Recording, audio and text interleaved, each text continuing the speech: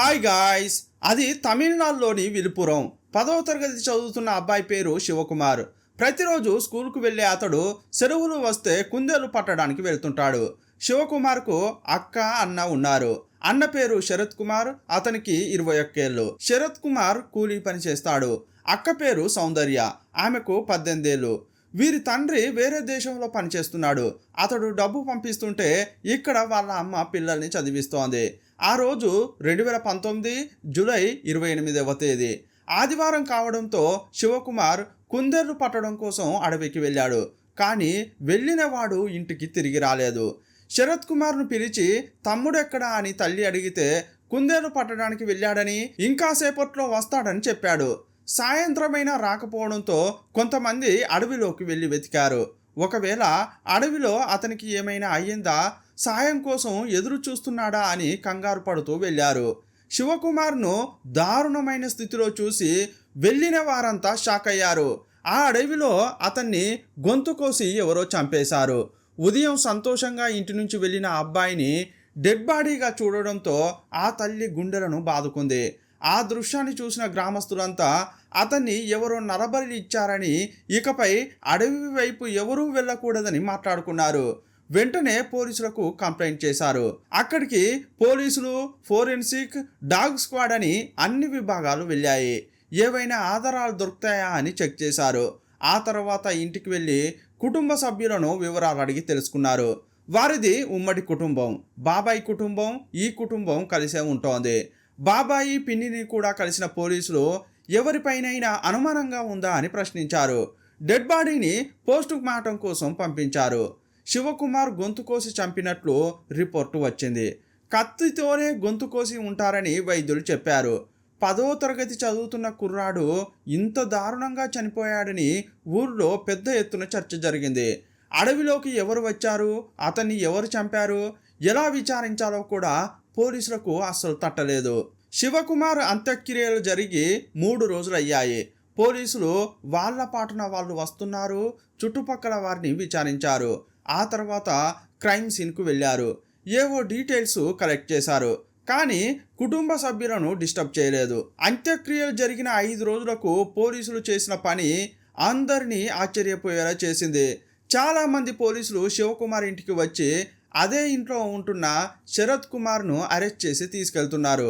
మా పెద్ద కొడుకును ఎందుకు అరెస్ట్ చేస్తున్నారని తల్లి, కొడుకు చనిపోవడంతో ఫారిన్ నుంచి వచ్చిన తండ్రి ప్రశ్నించారు. మా కొడుకును చంపింది ఎవరో కనిపెట్టమని చెబితే ఇంకో కొడుకును అరెస్ట్ చేస్తున్నారేంటని ఆశ్చర్యపోయారు. ఇంట్లో ఉన్న అందరినీ ఆల్రెడీ ఎంక్వైరీ చేశాం, ఇతన్ని కూడా చిన్న ఎంక్వైరీ చేసి పంపిస్తామని పోలీసులు చెప్పారు. వారి స్టైల్లో శరత్ కుమార్ను విచారిస్తే అతడు అన్ని వాస్తవాలు చెప్పాడు. మా తమ్ముణ్ణి నేనే చంపానని చావు కబురు చల్లగా చెప్పాడు. ఈ మాట వినగానే పేరెంట్స్ స్టన్ అయిపోయారు. బంధువులు, గ్రామస్తులు నమ్మలేకపోయారు. ఎవరో నరబలి ఇచ్చారని అనుకుంటే అన్నే చంపాడని చెప్పడం ఏంటని అనుకున్నారు.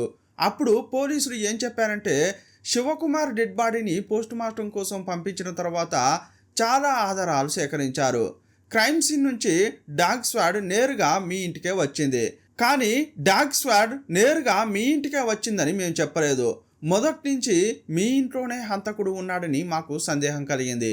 అందువల్ల ఇంట్లో వెతికితే కిచెన్లో హత్యకు ఉపయోగించిన కత్తి దొరికింది. దాన్ని ఫోరెన్సిక్ టీమ్స్ చెక్ చేసినప్పుడు దానిపై శివకుమార్ బ్లడ్ శాంపిల్ దొరికింది.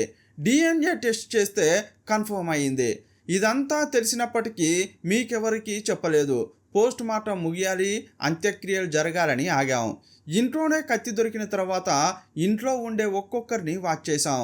దీని అంతటికి 21 ఏళ్ల శరత్ కుమారే మూల కారణం అని తెలిసింది. అతన్ని అరెస్ట్ చేసి మా స్టైల్లో విచారిస్తే మొదట ఏమీ చెప్పలేదు, కానీ చివరకు అన్ని వాస్తవాలు చెప్పాడు. నీకు ఎవరైనా హెల్ప్ చేశారా అని పోలీసులు అడిగారు.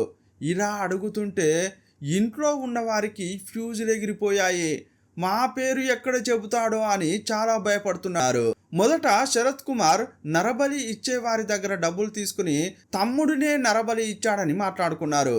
కానీ అతడు అసలు విషయం చెప్పినప్పుడు ఇదేం దరిద్రం రా నాయనా, ఇంట్లో ఇలా కూడా జరుగుతుందా అని అంతా ముక్కున వేలేసుకున్నారు. ఆ కుటుంబంపై కోపంతో ఎగిరి గంతులేశారు. ఇంతకీ అతడు చెప్పిన విషయాలు ఇవే. శరత్ కుమార్ 19 ఏళ్లప్పటి నుంచే మొబైల్కు అడిక్ట్ అయ్యాడు. ఎక్కువగా పోర్న్ వీడియోలు చూసేవాడు. ఉద్రేకం తట్టుకోలేక మాస్టర్బేషన్ చేసేవాడు. ఇక అతడు ఎంతకు దిగజారాడంటే తన ఇంట్లో ఉండే పిన్నిని తప్పుడు దృష్టితో చూసేవాడు. ఒకరోజు పిన్ని ఇంట్లో ఒంటరిగా ఉన్నప్పుడు ఆమెపై చేయి వేశాడు. మొదట పిన్నికి చాలా కోపం వచ్చింది. కానీ కొన్నాళ్లకు ఆమె కూడా హీనమైన పని చేసింది. తల్లి తర్వాత తల్లిని అని చెప్పాల్సింది పోయి వాడికి ఆమె కంపెనీ ఇచ్చింది. ఆ పిన్నికి 45 ఏళ్ళు. 21 ఏళ్ల శరత్ కుమార్, 45 ఏళ్ల పిన్ని అదే ఇంట్లో ఎవరికీ తెలియకుండా ఉల్లాసంగా ఉండేవారు. కొన్ని నెలలుగా వీరి శారీరక సంబంధం కొనసాగింది. వీరిద్దరూ కలుస్తున్నప్పుడు అదే ఇంట్లో ఉండే సౌందర్య పిల్లిలాగా తొంగి తొంగి చూసేది. అతడు అశ్లీల చిత్రాలు చూస్తుంటే అతనికే తెలియకుండా గమనించేది. ఆమె కూడా వాటిపై ఇంట్రెస్ట్ చూపేది. ఇలాంటి క్రమంలోనే ఒకరోజు తన అన్న పిన్ని శారీరకంగా కలుస్తుంటే చూసి షాక్ అయింది. కానీ ఈ దారుణమైన సంఘటన గురించి ఇంట్లో ఉన్న ఎవరికీ చెప్పలేదు. దొంగచాటుగా నిలబడి వారు చేసేదంతా చూస్తూనే ఉండేది. ఒకరోజు శరత్ కుమార్ దగ్గరకు వెళ్ళిన సౌందర్య, నువ్వు పిన్ని ఏం చేస్తున్నారో నాకు తెలుసు, ఈ విషయం అమ్మకు చెప్పాలా అంది. ఎట్టి పరిస్థితుల్లో చెప్పొద్దు అని బతిమలాడిన అన్న చివరకు చెల్లిని కూడా తన దారిలోకి తెచ్చుకున్నాడు. సౌందర్య, శరత్ కుమార్ అదే ఇంట్లో శారీరకంగా కలిసేవారు. ఇంట్లో ఇంత జుగుప్సాకరమైన విషయాలు జరుగుతుంటే ఇంట్లో ఉన్న పెద్దలకు ఏమీ తెలియలేదు. ఒక అన్న చెల్లి ఒకే రూమ్లో ఉంటే ఏ తల్లి మాత్రం అనుమానిస్తుంది? కానీ ఈ ఇద్దరు వావి వరుసలు మరిచి శారీరకంగా దగ్గరయ్యారు. ఇతడు సౌందర్యతో కూడా కలుస్తున్నాడన్న విషయం పిన్నికి తెలియదు. కానీ సౌందర్యకు బాగా తెలుసు. తన అన్న పిన్నితోనూ కలుస్తున్నాడని తెలిసే అతనికి దగ్గరైంది. ఇలా కొన్నాళ్ల పాటు సాగింది. ఏదైనా తప్పు జరిగితే అది అలా దాయబడే ఉండదు. నివురు గప్పిన నిప్పుల ఏదో ఒకరోజు బయటపడుతుంది. ఇంట్లో జరుగుతున్న దారుణాలను చిన్న కొడుకు అయిన శివకుమార్ కనిపెట్టాడు. అతడు కుందేలు పట్టడానికి వెళ్ళినప్పుడు అన్న కూడా తోడుగా వచ్చేవాడు. కానీ తన అన్నకున్న ఇంకో ముఖం అతనికి తెలియదు. పిన్నితో శరత్ కుమార్ కలుస్తుంటే చూడలేదు. కానీ తన అక్కతో అన్న కలుస్తుంటే చూశాడు. అనుకోకుండా రూమ్లోకి వెళ్ళిన శివకుమార్ అక్క, అన్న నగ్నంగా ఉండడం చూసి అతడి గుండె ముక్కలైంది. అనురాగం, ఆప్యాయతలకు మారుపేరుగా ఉండాల్సిన కుటుంబంలో ఇంత జరుగుతుందా అని అతడు తట్టుకోలేకపోయాడు. అప్పుడు అన్న వచ్చి తమ్మునికి సర్ది చెప్పడానికి ట్రై చేశాడు. ఈ విషయం ఎవరికీ చెప్పకు, ఇకపై ఇలాంటి తప్పు చేయమని అన్నాడు. మీరిద్దరూ నాకు అన్న అక్కలుగానే ఉండాలని, ఈ విషయం బయటకు తెలిస్తే కుటుంబం పరువు పోతోందని 10వ తరగతి చదువుతున్న పిల్లాడు ఆలోచించాడు. కానీ అతనికంటే పెద్దవారు కామంతో కళ్ళు మూసుకుపోయి వావి వరసలు మరిచి దారుణానికి పాల్పడ్డారు. మరుసటి రోజు నుంచి తమ్ముడు కళ్ళల్లోకి ఈ ఇద్దరు చూడలేకపోయారు. ఈ విషయం ఆ తర్వాత పిన్నికి కూడా తెలిసింది. అప్పుడు పిన్ని దగ్గరకు వెళ్ళిన శరత్ కుమార్, నువ్వు నేను కలిసేది తమ్ముడు చూశాడు అని చెప్పగానే ఆమె భయపడింది. ఇక ముగ్గురు కలిసి ఒక ప్లాన్ వేశారు. అదేంటంటే శివకుమార్ను ప్రాణాలతో వదిలేస్తే ఇది ఎన్నటికైనా డేంజరే అని అనుకున్నారు. మన ముగ్గురం చేసే ఈ జుగుప్సాకరమైన సంబంధం మనకు నచ్చినప్పటికీ బయటపడిందంటే పిచ్చి కుక్కల్లాగా చూస్తారు. అందువల్ల శివకుమార్ను చంపాలని డిసైడ్ అయ్యారు. జూలై 28, 2019 తేదీ తమ్ముడు దగ్గరకు వెళ్ళిన అన్న అడవిలో కుందేలు పట్టడానికి వెళ్దామని చెప్పాడు. అన్న ప్రేమగా పిలిచాడని అతని వెనకే తమ్ముడు వెళ్ళాడు. కుందేళ్లు పడుతున్న క్రమంలో వెనక నుంచి వచ్చిన అన్న కత్తితో గొంతు కోసి చంపాడు.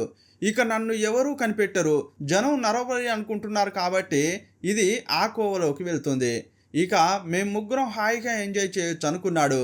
కానీ పోలీసులు వస్తారు, డాగ్ స్క్వాడ్ పసిగడుతుంది, పోలీసులు తీసుకెళ్లి ఒళ్ళంతా సాఫ్ చేస్తారు, నిజాలు కక్కిస్తారని అస్సలు ఊహించలేకపోయాడు.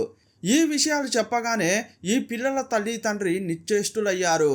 దేశం కాని దేశం వెళ్ళి పిల్లల కోసం కష్టపడుతున్న ఆ తండ్రికి ఇంట్లో ఇంత దారుణమైన విషయం జరుగుతుందని తెలిసి గుండె బరువెక్కింది.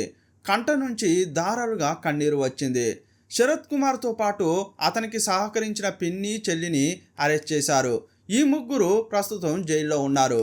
వావి వరుసలు మరిచి కామమే ప్రధానం అనుకునే ఇలాంటి వారికి ఎలాంటి శిక్ష సరైందో మీ అభిప్రాయాన్ని కామెంట్ బాక్స్లో రాయండి. మరో వీడియోలో మళ్ళీ కలుసుకుందాం. అప్పటి వరకు బాయ్ బాయ్.